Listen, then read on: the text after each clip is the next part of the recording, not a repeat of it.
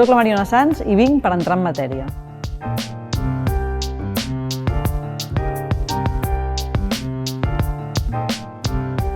M'agradaria potser començar dient com Europa destaca actualment des d'un punt de vista d'intel·ligència artificial. Per un costat, per la seva capacitat científica. Europa sempre ha destacat per tenir molt bona ciència i en matèria d'intel·ligència artificial també la té, i els científics europeus estan abocant molts esforços a utilitzar aquesta tecnologia per progressar a nivell científic en àmbits com les ciències de la vida o les ciències de la Terra i altres. I fruit d'això, la veritat és que està donant fruits a molts àmbits científics a la intel·ligència artificial. L'altre àmbit també molt important de la intel·ligència artificial a Europa és com ens hem avançat des d'un punt de vista de la legislació.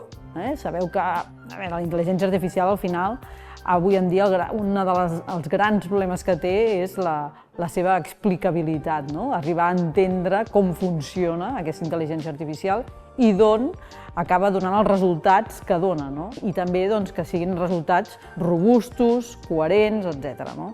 El fet de legislar i d'anticipar-nos a legislar, ens podem assegurar de poder donar més explicacions de com es construeixen els models d'intel·ligència artificial i que puguin evitar tenir biaixos de tot tipus. Llavors, això són dos aspectes importants que al final contribueixen a crear una intel·ligència artificial molt robusta a Europa. Si ja ens fixem en el que serien els reptes, bàsicament el repte principal és construir tot el que ja seria una cadena de valor realment, o un sector, la cadena de valor de la intel·ligència artificial a Europa, amb solucions pròpies, que bàsicament hi hagi empreses i organitzacions que puguin desenvolupar aquestes solucions i per fer-ho que puguin atacar dos grans mancances que tenim. Una és guanyar en capacitat de còmput. Avui en dia la capacitat de còmput a què s'accedeix per part de qualsevol empresa és una capacitat de còmput comercial i de pagament, amb la qual cosa això limita la capacitat de desenvolupament d'aplicacions concretes i de solucions d'intel·ligència artificial a nivell en el mercat.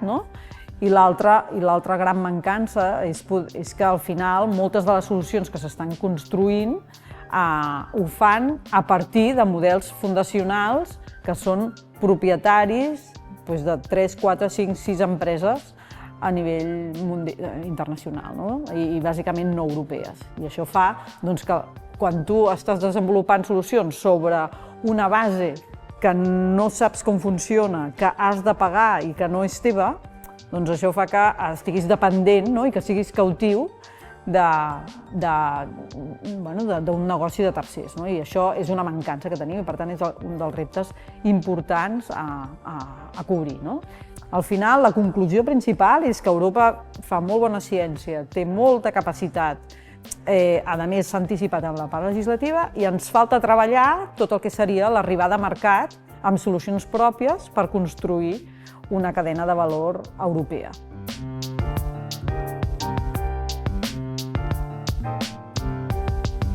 Una part fonamental per poder-ho fer és basar-nos en el que serien models oberts, és a dir, treballar en un entorn obert on puguem utilitzar sobretot la base, models fundacionals de llenguatge europeus amb obert, que utilitzin dades obertes, que això és una font, al final, quan tu parles que sigui obert és perquè és una font d'innovació. El que permet és que tothom pugui col·laborar a l'hora de construir aquests models fundacionals i que cada vegada siguin més robustos perquè tota la comunitat d'intel·ligència artificial està contribuint a que cada vegada siguin més potents i amb més dades per entrenar-los. I amb la qual cosa, el treballar des d'un entorn obert facilita després que puguis construir solucions ja per arribar a mercat que puguin ser tancades, però si la base és oberta, això és una font d'innovació i per tant et permet competir produint solucions ja de mercat. I l'altre aspecte molt important, que crec que seria la manera realment de com Europa pot competir, és creant un mercat únic, real, europeu. El gran problema que té Europa, o per les startups europees, quan comencen un nou negoci i volen llançar una solució d'intel·ligència artificial que escala molt ràpid, és que el mercat està molt fragmentat. I per tant hi ha molts mercats. I el que es tracta és de crear realment el mercat únic europeu, de reduir barreres i crear un mercat molt més fort i que Europa treballi molt més conjuntament en l'àmbit digital, i crear realment el mercat únic europeu en l'àmbit digital.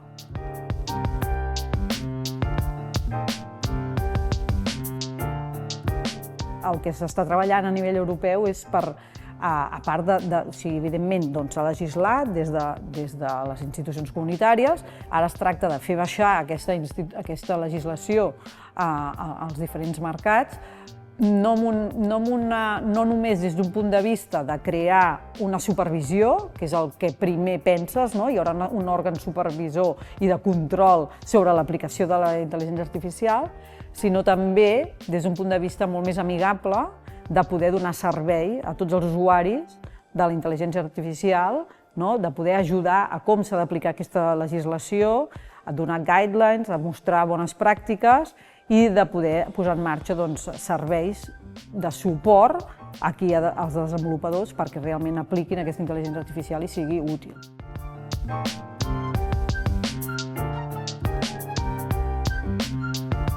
Un moment molt d'emergència per a Europa. Ells parlen d'emergència i Europa ha decidit realment posar-hi molta inversió i molta estratègia per realment poder destacar en aquest àmbit.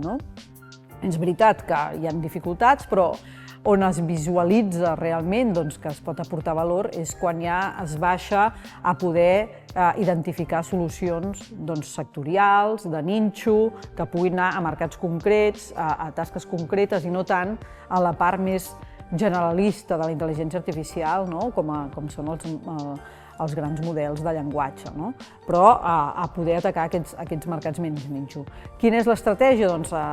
Bàsicament té diversos pilars i on s'està invertint molts diners per part europea, amb la qual cosa és d'agrair perquè vol dir que estem treballant conjuntament. El primer pilar és la infraestructura de còmput. Europa ja té una infraestructura de còmput pública que estava dedicada a la recerca, o sigui, grans ordinadors, superordinadors, com és el Barcelona Supercomputing Center, dedicada a poder processar la intel·ligència artificial per la recerca. Per això, diguem-ne, des d'un punt de vista de recerca estem avançant amb la intel·ligència artificial gràcies a que hi ha una capacitat de còmput pública. Ara, amb la nova estratègia europea, el que es vol fer és obrir aquesta capacitat de còmput també al sector privat, és a dir, que apareixin startups, pimes, la indústria que pugui utilitzar aquesta capacitat de còmput per poder desenvolupar la intel·ligència artificial i així evitar que hi hagi colls d'ampolla a l'hora de poder processar projectes. Aquesta capacitat de còmput com es materialitza? A través del que són les AI Factories, que se n'han aprovat 13, i el que serà les Gigafactories, que són encara més grans que les AI Factories.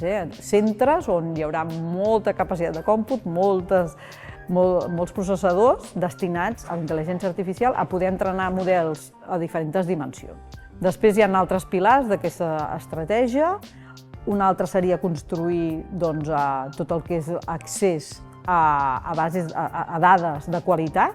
Penseu que la intel·ligència artificial avui en dia depèn en gran mesura de la qualitat de les dades sobre la que s'entrena. Com més qualitat té aquestes dades, més robustos són els models que s'acaben generant. Llavors, l'accés a aquestes dades també és un gran tema, és a dir, que siguin realment dades que estiguin curades, ordenades, classificades i que després puguin aportar un valor de qualitat en aquesta intel·ligència artificial. Per fer-ho es volen construir uns data labs, uns laboratoris de dades, amb corpus de dades a compartir per tots els usuaris. I després hi ha altres pilars, un dedicat a tot el que és realment extendre l'ús de la intel·ligència artificial a tot tipus d'empreses, a tots els sectors, no? Perquè no només es tracta que ho facin 4 o 5, sinó que s'extengui de forma generalitzada, i després el que seria ja la promoció de les capacitats i de les skills, no? De les habilitats que s'ha de tenir per poder fer un ús d'aquesta intel·ligència artificial. I finalment, evidentment, continuar amb la línia de la legislativa per poder acostar aquesta legislació i fer-la més amigable i aplicar-la d'una manera no burocràtica.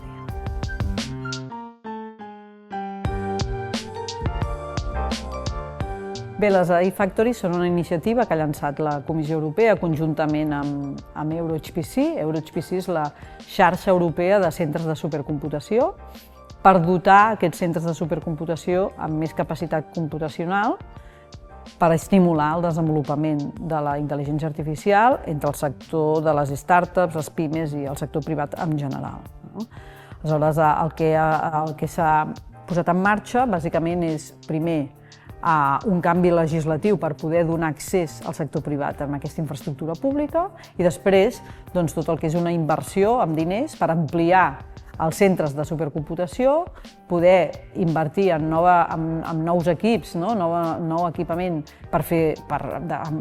només dedicat a intel·ligència artificial i d'accés per startups i pimes. En base a això s'ha articulat o s'han escollit una sèrie de nodes de la xarxa d'EuroHPC, entre els quals el BCC, en concret són 13 AI Factories a nivell europeu, que estarem donant servei acompanyant les startups i les pimes en aquest procés de construir projectes i desenvolupar aplicacions amb intel·ligència artificial i poder donar aquest accés a un superordinador per entrenar els models.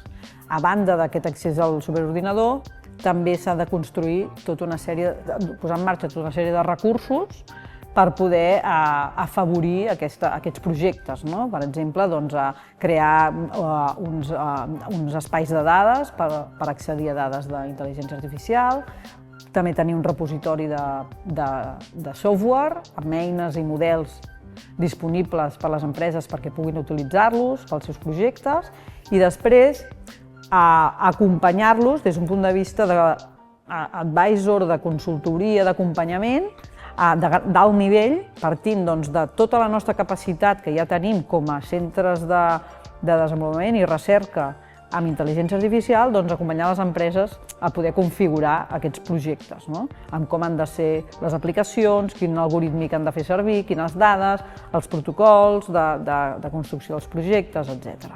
I a partir d'aquí també estimular l'ús màxim d'aquesta infraestructura i aquests serveis a partir de diferents instruments, entre els quals un gran programa de formació amb intel·ligència artificial per les empreses, per als investigadors, per estudiants, i després instruments com és una acceleradora de startups, uns hubs sectorials per dinamitzar diferents sectors. Hem identificat 7 sectors diferents on pot impactar aquesta AI Factory, el sector de la salut, el sector de l'energia, el clima i l'agricultura, el sector legal i financer, el sector de la comunicació i els medis i després també tot el que és el sector públic i l'administració pública, com un àmbit on la intel·ligència artificial té molt impacte perquè vol dir és un model de transformació de la pròpia organització de l'administració pública.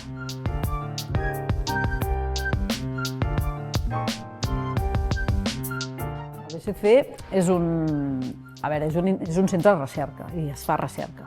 A part, també som un centre que operem un ordinador, que és el Marinostrum 5, que és un superordinador al servei de la recerca. Aleshores, el BCC de per se ha col·laborat amb el sector empresarial per desenvolupar recerca. Quin és el pas que hem fet ara? Doncs hem fet un pas al qual volem, d'alguna manera, oferir oportunitats de negoci a les empreses. Aleshores, ho fem de dues maneres. Una és articulant un gran programa que li diem el BCC Connects, a partir del qual el BCC es connecta amb l'empresa. Les empreses poden connectar-se amb el BCC per poder desenvolupar d'alguna manera o cobrir aquells reptes estratègics que tinguin de negoci a partir del coneixement i la tecnologia que es genera al BCC. És tenir al final una relació estratègica de confiança entre empreses i el BCC per poder anar anticipant aquells reptes de negoci més importants que puguin tenir i que el coneixement que es genera en el BCC, científic i tecnològic, pugui ajudar a donar resposta a aquests reptes, en matèria des de temes de life science, de ciències de la Terra, intel·ligència artificial en general, etc. Aquest és un gran àmbit que estem fent molts esforços per poder anar avançant cap aquí i on volem passar de tenir una relació que fins ara era molt per projectes concrets, per desenvolupar projectes molt concrets, de tenir una relació molt més estratègica i de partnership a llarg termini amb la indústria. I l'altra pota de poder oferir oportunitats de negoci seria a partir de crear nosaltres empreses. Tenim la sort que en el BCC es fa una recerca que acaba podent tenir molta aplicació i hi ha persones del BCC que a partir de la recerca que fan decideixen emprendre i crear noves empreses amb tecnologia que s'ha desenvolupat en el BCC. Llavors nosaltres el que fem és acompanyar en aquests investigadors que esdevenen emprenedors constituint l'empresa i podent oferint la nostra capacitat per poder-les fer créixer. I aquesta és una mica el que estem treballant a l'hora d'acostar-nos molt i tenir impacte entre el teixit empresarial.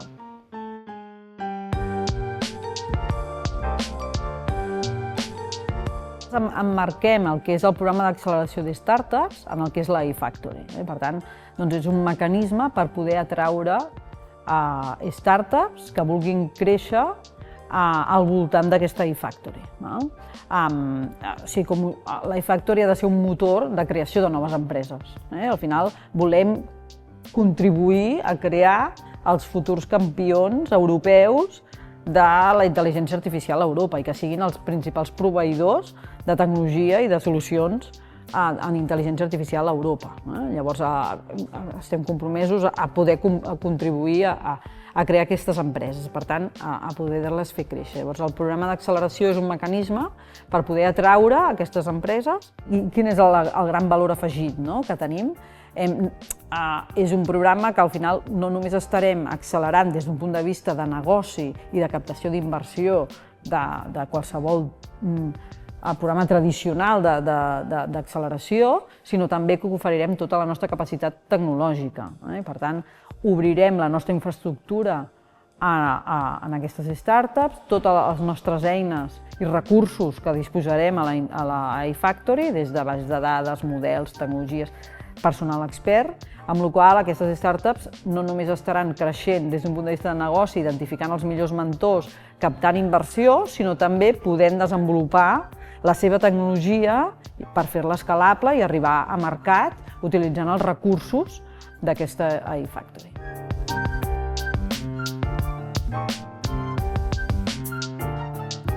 El primer que s'ha de fer és no tenir por. Si qualsevol empresa, qualsevol startup, és no tenir por. Per tant, començar des de zero, és a dir, practicant. I practicant vol dir que les persones que treballen a les empreses practiquin, que la direcció de l'empresa deixi practicar i practiqui, és a dir, perdre la por. I per tant, això seria el primer eix i crec que és molt important, perquè a vegades hi ha empreses que han tendit a dir no es pot fer, perquè és perillós. No, s'ha de practicar. Tots hem de conèixer els riscos, però s'ha de practicar. Segon, s'ha de passar ja després a una etapa de realment implementar i de poder ja enfocar a tasques concretes pel benefici de l'empresa. I això, bàsicament, actualment està molt centrat en millora de processos interns i aplicant aquesta intel·ligència artificial a fer molt més eficient molts processos i automatitzant tasques per alleugerir a tasques farragoses o monòtones o repetitives i que puguen, al final, tot el que seria associat a incrementar el marge de negoci de l'empresa perquè esdevé molt més eficient. No? I el tercer repte, que crec que és el que també pot contribuir de manera molt important a la competitivitat de les empreses, és ja aplicar la intel·ligència artificial per oferir nous productes i nous serveis. És a dir, que sigui una font d'innovació per crear nous productes i serveis i donar solucions als seus clients en base a la intel·ligència artificial. Crec que les empreses ara tenen una oportunitat perquè podran accedir als serveis que posarem en marxa des de les AI Factories com un gran recurs a utilitzar per poder d'alguna manera accedir a assessorament expert i a moltes eines i recursos per desenvolupar noves aplicacions i solucions amb intel·ligència artificial.